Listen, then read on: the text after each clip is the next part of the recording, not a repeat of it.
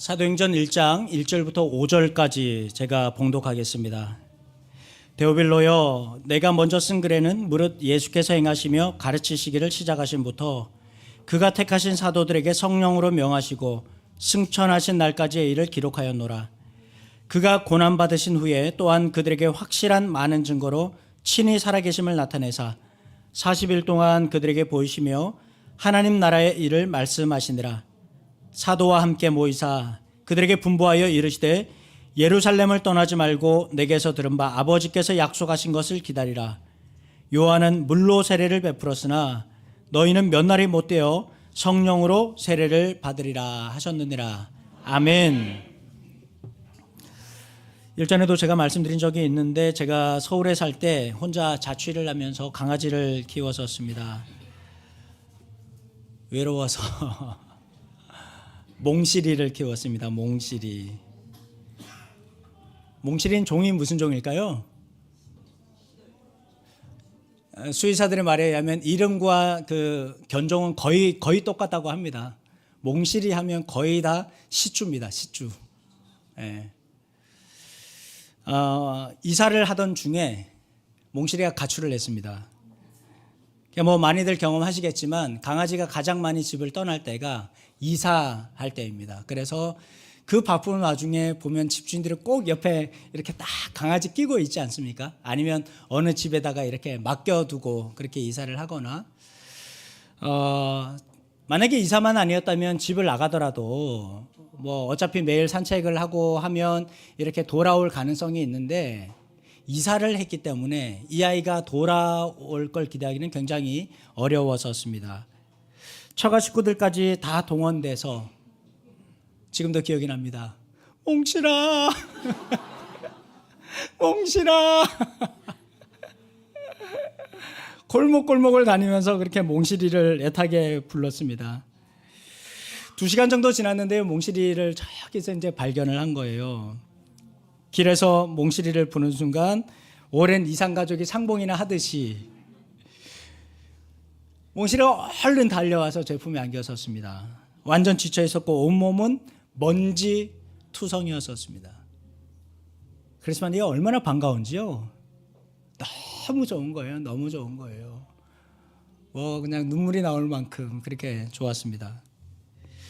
제가 혼자 자취할 때부터 몽실이를 키웠기 때문에 서울에서 저희 아내랑 결혼한 것보다는 몽실이랑 산 게 세월이 더 오래죠.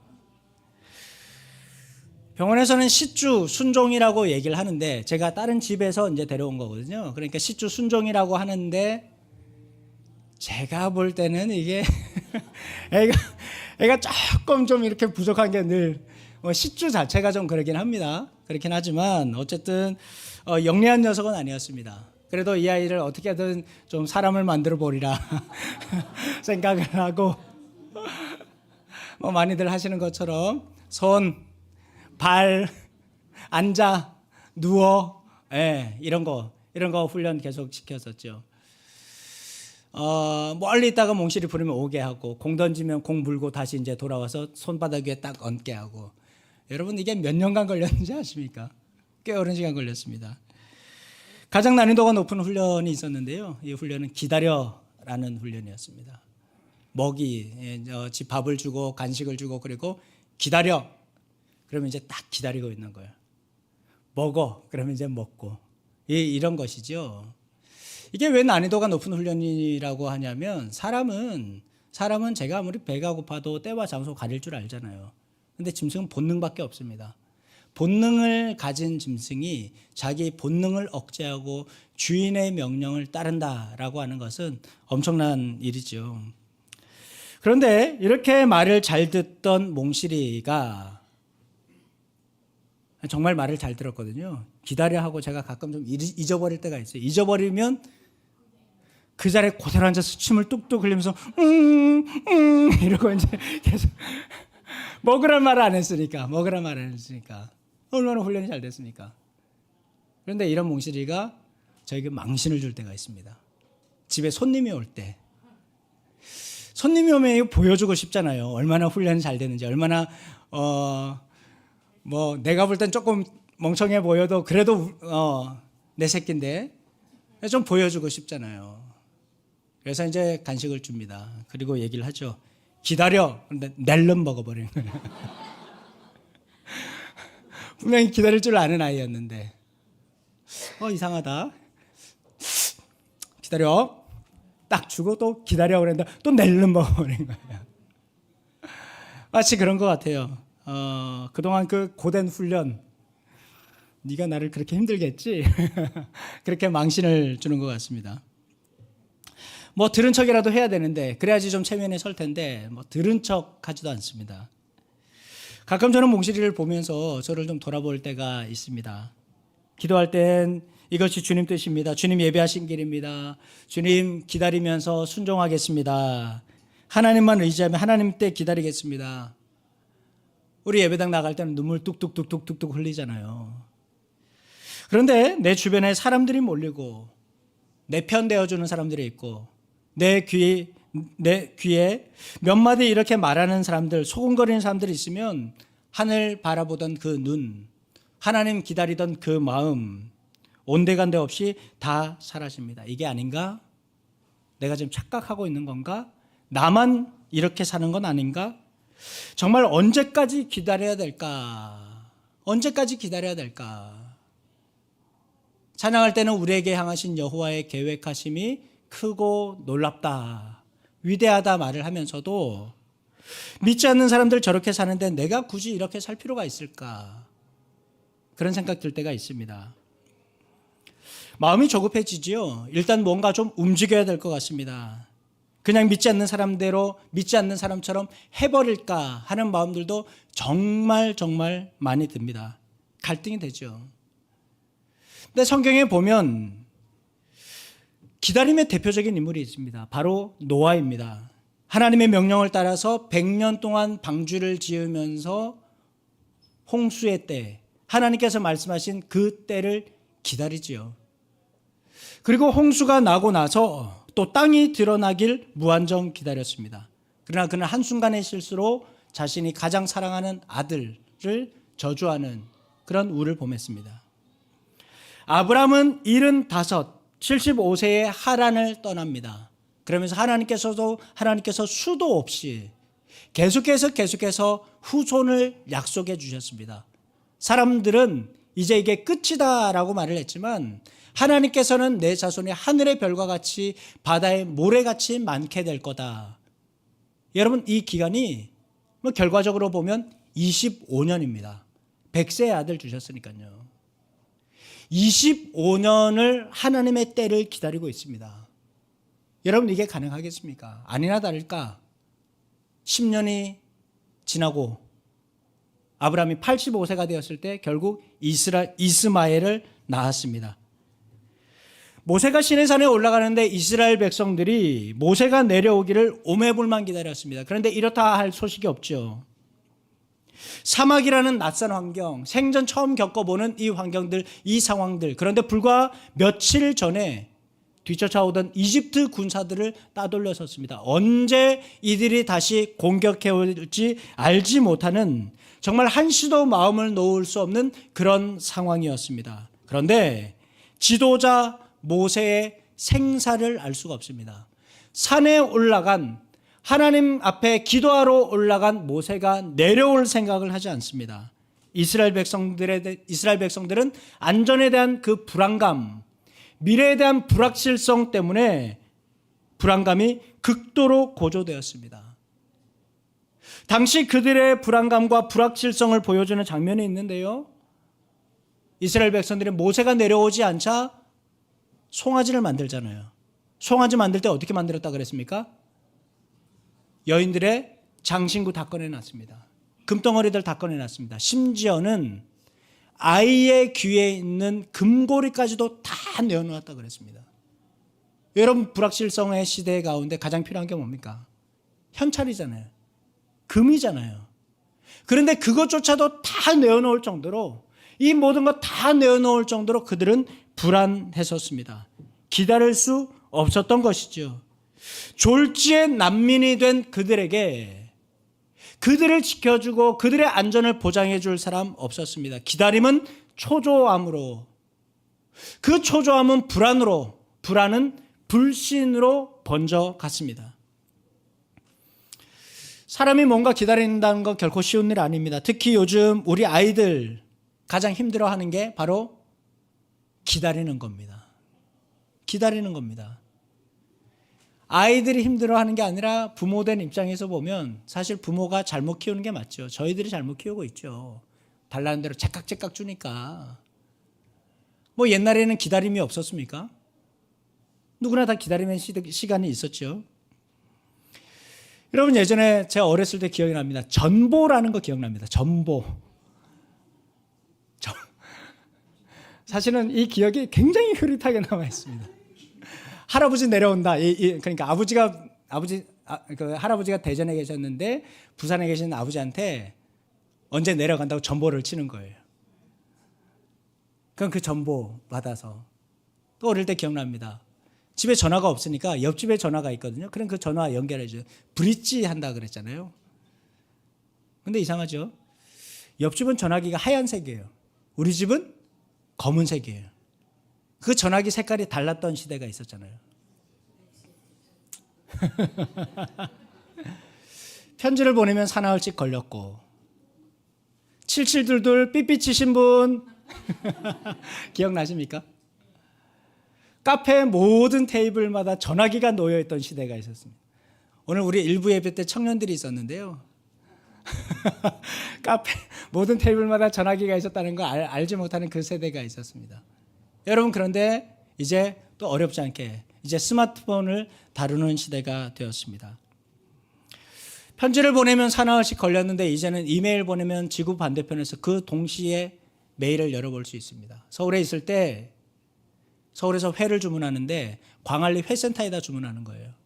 아침에 광안리 회센터에다 주문하면 점심 식탁에 광안리 회센터의 회를 먹을 수가 있습니다. 서울에서 KTX로 바로 쏴주니까. 여러분 우리 이런 시대입니다. 뭐 이것보다 더한 거 있죠. 우리 엄마들의 기쁨 쿠팡이 있지 않습니까? 자기 전에 우리 가일이가 얘기합니다. 엄마 내일 뭐 갖고 가야 되는데 꼭 그걸 자기 전에 얘기해요. 그러면 쿠팡에 주문하면 새벽기도 갔다 오는데 있어요. 문 앞에. 참 신기한 세상입니다. 이런 세상인데 기다리라고요. 이런 세상인데 매일매일 기도하면서 하나님의 뜻이 이루어지기를 기다려야 됩니까? 바로 이루어지는데요. 말하는 대로 이루어지는데요. 7, 8시간 걸리던 무궁화호가 이제는 1시간 몇 분이면 올 수 있는 시대가 곧 열립니다. 1시간대가 열립니다. 1시간대가. 오늘 본문에도 기다리는 사람들이 있죠. 4절, 5절 우리 성경 보면서 같이 읽어볼까요? 4절, 5절입니다. 시작. 사도와 함께 모이사 그들에게 분부하여 이르시되 예루살렘을 떠나지 말고 내게서 들은 바 아버지께서 약속하신 것을 기다리라. 요한은 물로 세례를 베풀었으나 너희는 몇 날이 못되어 성령으로 세례를 받으리라. 아멘. 예수님은 6월절에 죽임을 당하시고 부활하셨습니다. 40일간 땅에 계시다가 승천하셨습니다. 여러분 우리 1절 말씀에 보면 데오빌로에게 편지를 보내죠. 그리고 그렇게 얘기합니다. 먼저 쓴 글에는 지난번에 말씀드렸습니다. 이 먼저 쓴 글이 뭐라고요? 누가복음. 두 번째 쓰는 글이 뭐예요? 사도행전. 데오빌로에게 이 편지를 쓰는 거예요. 먼저 쓴 글에 예수님께서 이 땅에 계셔서 어떤 사역하셨는지, 어떻게 부활하셨는지 그 얘기 담고 있습니다.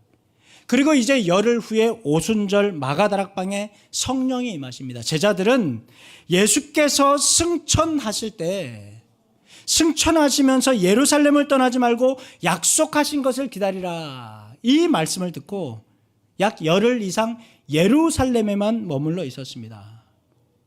여러분 그리고 이 기간을 집중적으로 기도하는 기간으로 삼았습니다. 예수님은 당대 이스라엘의 최고의 이슈메이커입니다. 가는 곳곳마다 여론을 좌지우지하는 분이셨습니다. 곳곳에서 예수가 로마로부터 이스라엘을 독립시킬 거라는 소문이 돌았고 이스라엘의 집권자와 유대인 종교 지도자들은 예수님을 위험 인물로 규정했습니다. 그리고 사형시켰습니다. 그들은 예수만 없으면 모든 흉흉한 민심과 소문 잠잠해질 거라고 생각했겠죠. 그런데 처참하게 죽었던 예수가 사흘 만에 다시 부활했다고 합니다. 부활하신 예수님에 대한 소문이 곳곳에서 다수의 사람들에 의해서 번져갔습니다. 다시 한번 예루살렘이 예수의 이야기로 들끓기 시작합니다. 그리고 수백 명, 성경에서는 500명이라고 얘기하는데요. 500명의 사람들이 보는 앞에서 예수께서 천사와 함께 승천했다 그렇게 얘기합니다. 지금으로 말하면 어떻겠습니까? 다 같이 동영상 찍어서 인스타그램, 페이스북에 올리지 않겠습니까? 모든 사람들이 다 봤다는 얘기예요. 여러분, 만약 여러분이 이스라엘의 집권자와 종교 지도자라면 여러분이라면 이 상황을 어떻게 수습하겠습니까? 어떻게 이 민심을 가라앉히겠습니까? 이들은 소문의 진원지격인 예수의 제자들을 찾는데 혈안이 되어 있었을 겁니다. 그런데 예루살렘을 떠나지 말라고요. 약속하신 것을 기다리라고 얘기합니다. 이들에게 예루살렘은 실패의 도시요 죽음의 도시인데 예수님께서는 예루살렘 떠나지 말고 약속하신 것 기다리라고 합니다. 여러분, 그런데 약속하신 것이 무엇입니까? 우리는 약속하신 것이 성령이라는 것 알고 있지만 이 시대 이 상황으로 돌아가 본다면 이들은 약속하신 것이 예수님인지 선지자인지 아니면 어떤 영적인 존재인지 하늘로부터 뚝 떨어지는 선물인지 그 약속하신 것이 무엇인지 알지 못합니다. 그럼에도 불구하고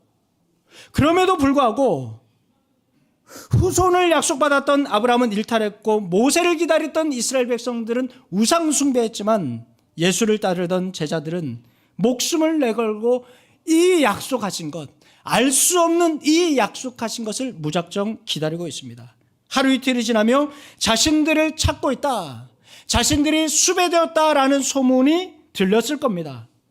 혹 예수님의 약속을 의심하는 사람들 있었을지도 모르겠습니다. 여러분, 이상하죠? 예수께서 승천하실 때 몇 명이 봤다고 그랬죠? 승천하신 모습 몇 명 봤다고 그랬죠? 500명이 봤습니다. 마가다락방에 몇 명이 모였습니까? 380명은 어디 갔습니까? 그 외의 사람들은 다 어디로 갔을까요? 여러분, 그들은 이렇게 열흘이라는 시간, 이 불안한 마음을 가지고 열흘이라는 시간을 기다립니다. 여러분, 기다림에는 불안이 담보됩니다. 기대와 소망이 있긴 하지만 불안과 기대와 소망 사이에서 우리는 늘 갈등할 수밖에 없습니다. 이게 될까? 이게 이루어질까? 이게 어떻게 될까? 모세를 따르던 이스라엘 백성들, 아브라함, 사울 왕, 이 사람들은 기다리지 못했습니다. 불안했거든요. 2장 1절부터 4절까지 우리 PPT로 같이 읽겠습니다. 2장 1절부터 4절입니다. 시작. 오순절 날이 이미 이르매 그들이 다 같이 한 곳에 모였더니 호련히 하늘로부터 급하고 강한 바람 같은 소리가 있어 그들이 앉은 온 집에 가득하며 마치 불의 혀처럼 갈라지는 것들이 그들에게 보여 각 사람 위에 하나씩 임하여 있더니 그들이 다 성령의 충만함을 받고 성령이 말하게 하심을 따라 다른 언어들로 말하기를 시작하니라. 아멘. 성경의 역사는 기다림의 역사라고 해도 과언이 아닐 겁니다. 믿음의 선진들은 하나님의 때를 기다리고 하나님의 손길, 하나님의 뜻이 이루어지기를 기다렸습니다. 이스라엘의 구원자를 기다렸고 성령의 임재를 기다렸습니다. 그리고 지금 우리는 마라나타 예수님, 다시 오실 주님을 기다리고 있습니다. 20세기 신학의 교부라고 불리는 칼바르트는 예수님의 승천 이후 오순절까지 이 기다림의 시간을 의미심장한 멈춤이다 이렇게 얘기했습니다. 여러분, 이상하지 않습니까? 죽은 사람이 살아났습니다. 살아난 사람이 하늘로 승천했습니다. 여러분, 계속 이어가면 예수 그리스도에 대한 이 붐들, 이 시너지 효과가 엄청나게 드러날 겁니다. 그런데 주님께서는 멈추라고 하십니다. 잠깐 멈추라고 하십니다. 그리고 기다리라고 하시지요. 교회로 하여금 성령을 기다리고 기도하는 시간을 주셨다는 뜻일 겁니다. 여러분은 무엇을 기다리고 계십니까? 어떤 분은 빨간색이 파란색이 되기를, 주식이 오르기만을 오매불만 기다리고 있습니다. 열심히 수고하고 노력한 것의 결과를 기다리는 분들도 계시지요. 다만 여러분, 좋습니다. 그러나 여러분, 우리 안에 하나님을 갈망하고 사모하는 마음, 주님의 은혜로 채워주시기를 소원하는 마음 늘 가졌으면 좋겠습니다. 여러분, 모든 것을 다 가져서 이제는 기도할 것이 없다고 말씀하시는 분들이 계십니다. 맛있는 거 먹고 여행 다니면서 이렇게 즐기는 삶이 좋아서 천국이 의미가 없다고 말씀하시는 분도 있습니다. 며칠 전에 한 유명한 외국인 유튜버가 한국을 떠나면서 했던 유명한 말이 있죠. 대한민국은 2050년을 사는 것 같다. 대한민국은 2050년을 사는 것 같다. 모두가 2025년 혹은 그것보다도 못한 시대를 살고 있지만 우리 동남아 여행하면 그런 말 하지 않습니까? 우리나라 70년대 같다, 80년대 같다, 그렇게 말하지 않습니까? 그나마 잘 사는 사람들이 2025년 살고 있는데 대한민국 와서 보니까, 대한민국에서 여행을 다녀보니까 대한민국은 2050년을 사는 것 같다, 이렇게 얘기했습니다. 어쩌면 예수님께서 지금 대한민국에 오셔서 서면 한가운데서 병든 사람 치유한다면 이제는 본체 만체 지나갈 사람들 숱하게 많을 겁니다. 그게 뭐 대단한 일이라고. 영적인 갈망을 잃어버린 시대입니다. 성령의 임재를 구할 필요가 없습니다. 그게 아니어도 잘 살고 있는데 뭐하러 힘들이고 감정 쏟아가면서 몇 날 며칠 새벽이고 밤이고 금식해 가면서 성령의 임재를 기도하겠습니까? 여러분, 민수기 32장에 보면 40년 동안 광야 생활을 하던 이스라엘 백성들이 가나안 입성을 앞두고 멈추었습니다. 여러분, 가나안 입성 이제 들어가기만 하면 되는데요. 르우벤, 갓, 므낫세 자손들이 현재 머물러 있는 이 땅이 너무 기름지고 좋기 때문에 약속의 땅, 가나안 입성을 거부했습니다. 우리는 가나안에 들어가지 않겠습니다. 우리는 그냥 이곳에서 살겠습니다. 그들은 이미 많은 가축을 가졌습니다. 경제적으로 여유로우며 넉넉했습니다. 그런데 이 모든 것 다 가지고 있는데 가나안보다 더 좋은 세상 살고 있는데 피 흘려가면서 가나안 정복전쟁을 치르고 땅을 개간하고 씨를 뿌리고 희생하면서 노력하고 헌신하는 것, 그게 무슨 필요가 있겠습니까? 내가 지금 가나안보다 더 좋은 곳에 살고 있는데요. 그게 아니어도 이미 가진 것이 많기 때문에, 이미 내가 충분한 것 가지고 있기 때문에 가나안 땅에 들어가서 열매를 기다릴 필요가 없었습니다. 아쉬운 것 없으니까 그냥 여기 있겠다, 가나안에 들어가지 않고 여기 있겠다 선언했습니다. 온 이스라엘뿐만 아니라 모세가 큰 충격을 받았습니다. 성경에 뭐라고 하냐면 하나님께서 노여움에 불타올랐다, 그렇게 말했습니다. 극대노하셨습니다. 그런데 여러분, 이것이 오늘 우리의 모습입니다. 가나안에 들어갈 필요가 없습니다. 가나안보다 더 좋은 곳에 살고 있기 때문입니다. 성령 충만하지 않아도 잘 살잖아요. 하나님의 은혜가 아니라도 먹고 사는데 부족함이 없지 않습니까? 하나님의 약속에 별로 관심이 가지지 않는 것은, 별로 하나님의 약속에 관심 가지 않는 것은 이미 내가 다른 것으로 너무 충만한 삶을 살고 있기 때문입니다. 다음 주일은 교회력으로 성령 강림주일입니다. 20년 전만 해도 성령 충만하면 가슴 절절했지만 막상 2025년에 2050년을 살면서 보니까 그리스도인들의 마음이 예전 같지 않습니다. 간절함, 사모함, 기다림의 영성을 잃어버린 지는 오래됐고 그냥 그 시절 그때 그 추억으로만 남아있을 뿐입니다. 여러분, 2025년에도 성령의 임재가 필요할까요?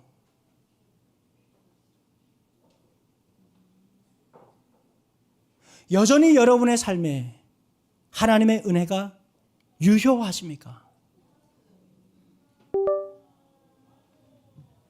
지난주에 말씀을 가슴에 품고 살자, 한 주간 말씀을 가슴에 품고 살자, 그렇게 말씀드렸습니다. 여러분 말씀 안에 거하셨습니까? 여러분의 잘못을 책망하려는 것이 아니라 우리는 하나님께서 돌보시고 채우시고 인도하시는 은혜 없이는 살아갈 수 없는 사람들이라는 말입니다. 사랑하는 여러분, 성도의 기다림에는 반드시 성령의 임재가 있어야 하고 은혜가 있어야 합니다. 노아, 아브라함, 이스라엘 백성들을 보듯이 사람은 하나님을 기다리는 중에도 넘어질 수 있습니다. 성령님과 함께 기다리십시오. 인내할 수 있도록 소망의 은혜를 구하시고 지치지 않도록 매일매일 내 삶에 새로운 힘 공급해달라고 기도하십시오. 여러분의 삶이 주위 사람들보다 늦었다고 생각하십니까? 쉬지 않고 달려가도 따라잡을 수 있을까? 여러분 불안하십니까? 그러나 여러분 조금 더디 간다고 조급해하지 말고 하나님의 때를 기다리며 성령의 다스림 받는데 집중하십시오.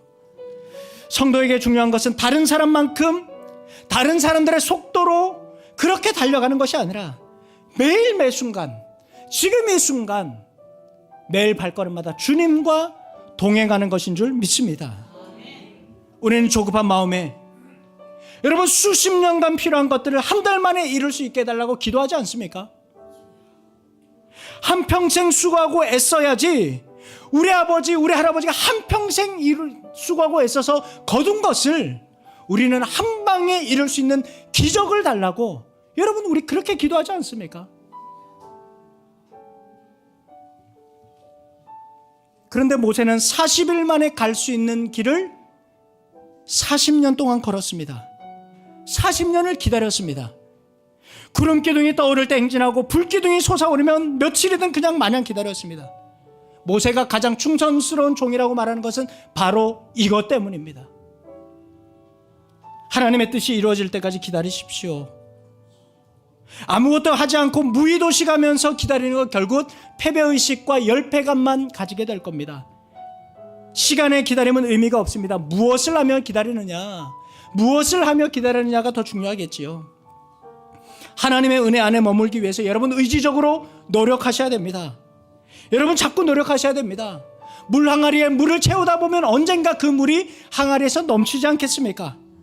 지금의 기다림을 영적인 깊이를 더해가는 축적의 시간으로 기다리십시오. 자신의 믿음과 영적인 성장의 기회로 바꾸십시오. 하나님을 신뢰하는 기다림은 축복입니다. 하나님을 기다리는 것은 은혜입니다. 이 시간을 간절한 마음과 은혜로 인내하는 사람만이 훗날 하나님께서 주시는 그 축복을 은혜라고 고백할 수 있을 것입니다. 이번 한 주간 하나님을 신뢰하며 성령의 은혜를 기대하고 기다리는 여러분에게 성령께서 은혜로 충만하게 채워주시기를 우리 주님의 이름으로 축원합니다. 신실하신 하나님 찬양합시다.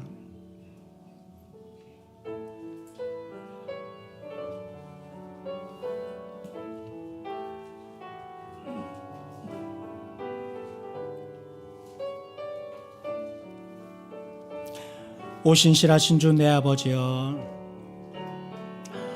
오 신실하신 주 내 아버, 우리 가슴에 손을 얹고 하나님 신실하신 주님을 기억합시다.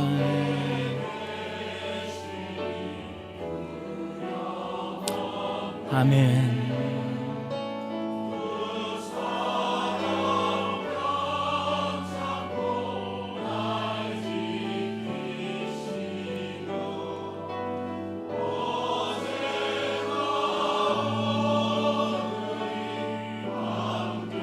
봄철과 또 여름, 봄철과 또 여름, 가을과 겨울, 해와 달 별 여러분의 지나온 시간을 생각해 보십시오. 여러분 걸어왔던 그 발걸음들 돌아보십시오. 신실한 주사랑, 신실한 주사랑 나타내네. 오 신실하신 주, 오 신실하신 주, 날마다 자비를 베푸시며 일용할 모든 것 내려주시니. 오 신실하신 주 나의 구, 오 신실하신 주, 오 신실하신 주, 오 신실하신 주, 날마다 자비를 베푸시며 일용할 모든 것 내려주시니. 오 신실하신 주 나의 구. 오늘 주신 말씀을 가지고 같이 기도하겠습니다. 여러분, 우리 안에는 모든 것이 다 있어서 성령 충만하지 않고도 잘 살 수 있는 분들도 계시지만, 하나님의 은혜가 아니고서는 오늘 하루를 살 수 없는 분들도 계십니다. 하나님, 우리를 깨우쳐 주시고 또한 우리가 간구하는 기도에 응답하여 주셔서 주님, 지금까지 우리를 이곳까지 이렇게 인도하셨던 것처럼 주의 성령님 날마다 우리에게 은혜 부어주시고 채워주시옵소서. 우리 사모하는 마음으로 같이 기도하겠습니다. 오 하나님 아버지, 긍휼히 여주시옵소서. 하나님 아버지, 우리의 삶 가운데 동행하시는 하나님, 하나님이 여전히 하나님의 은혜가 우리의 삶에 유효합니까? 여전히 우리는 성령 충만이 필요합니까? 하나님, 우리의 모습들을 돌아볼 때 하나님 회개할 것들이 있습니다. 주님, 많은 것을 갖추고 내게 많은 것들이 있기 때문에 일용할 양식 없어도 하나님 충분한 것 가지고 있기 때문에 이것 없이도 잘 살 수 있습니다.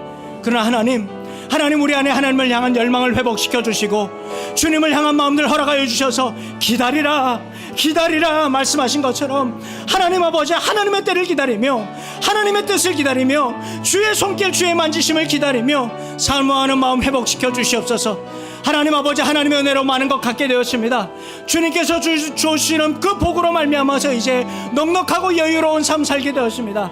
그러나 하나님 아버지, 우리의 지난 날들을 돌아보며 하나님의 은혜 부어주셨던 것, 그 시간을 기억하며 주님의 은혜 소망하며 기다리며 나가는 저희들 되도록 주님 도와주시옵소서. 무엇보다 하나님 아버지, 오늘 이 시간 하나님 메시 한순간도 은혜 없이 살아갈 수 없는 이들이 있사오니 주여 그들의 아픈 몸을 만져주시고 하나님 치유하여 주시며 회복시켜 주시고 그 갈급한 심령 위에 주님 은혜 베풀어 주시옵소서.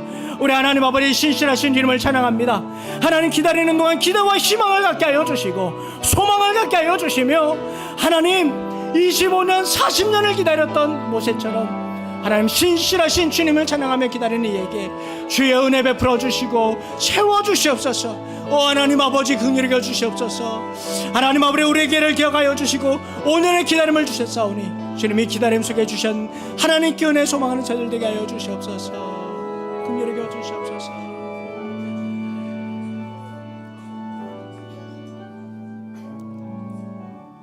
여러분, 우리 가슴에 손을 얹고 한 손은 들고 한 손은 가슴에 손을 얹고 기도합시다. 한 손 가볍게 들고 한 손은 또 가슴에 손을 얹고 기도합시다. 하나님,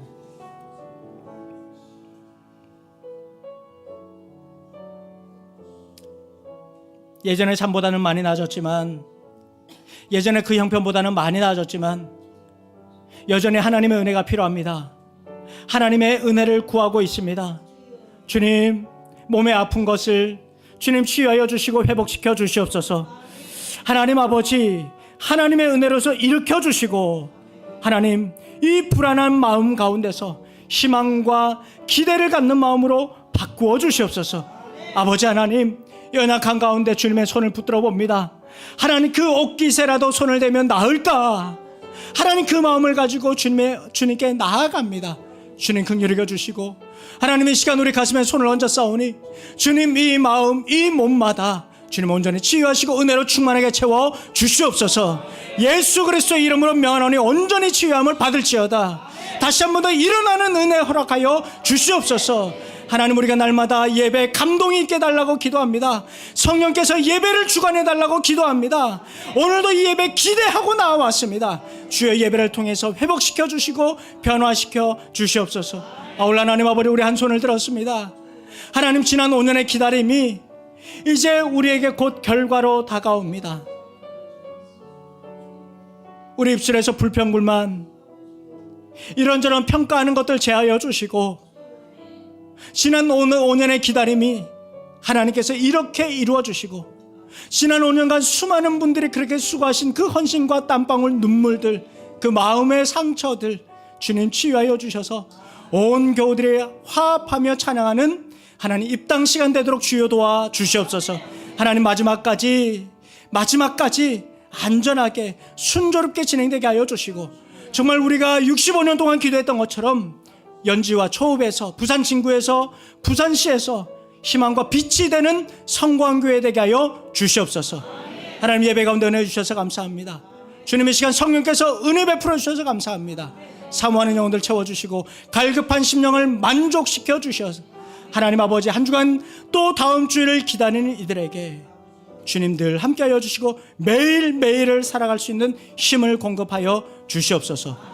모든 것 감사드리며 살아계신 예수님의 이름으로 기도하옵고, 주 예수 그리스도의 은혜와 하나님의 사랑과 성령의 교통하심이 오늘도 하나님의 은혜를 갈망하며 기다리는 우리 모든 교우들 위해, 그리고 여전히 평화를 갈망하고 있는 전쟁과 분쟁 중인 이들 위해, 내일에 대한 기대와 소망을 갖는 빈곤과 자연재해를 가진 이들을 위해, 세배당과 북한 땅 위에 이제로부터 영원히 함께 하시기를 축원하옵나이다. 아멘.